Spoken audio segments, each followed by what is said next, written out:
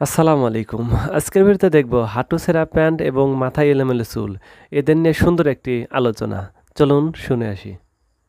হাঁটু ছেঁড়া প্যান্ট, অনেক সময় রানের দিকে ছেঁড়া প্যান্ট থাকে। আমি নিজে এরকম মাঝে মধ্যে দেখে একটু টাস্কি খেয়ে যায় যে এই বেচারা কি আসলে ছেঁড়া প্যান্ট পরছে টাকার অভাবে।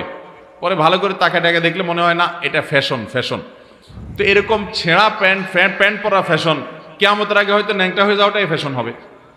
তো কেয়ামতের আগে এরকম বহুত উল্টাপাল্টা জিনিস থাকবে।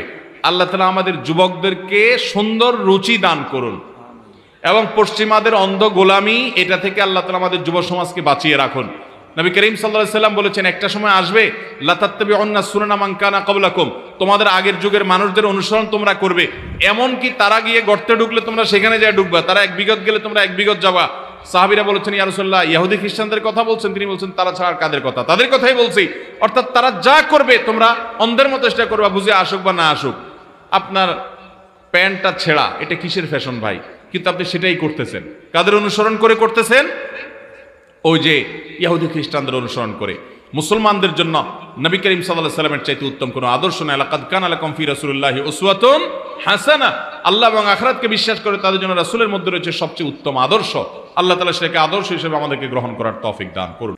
খুব সুন্দরভাবে বুঝিয়ে দিলেন শেখ আহমদ আল হুজুর। আজকের ভিডিওটা প্রত্যেকই ছেলে মেয়েদেরকে দেখা উচিত। ধন্যবাদ সবাইকে আমাদের সাথে থাকার জন্য। যদি ভিডিও ভালো লাগে অবশ্যই পাশে থাকার চেষ্টা করবেন।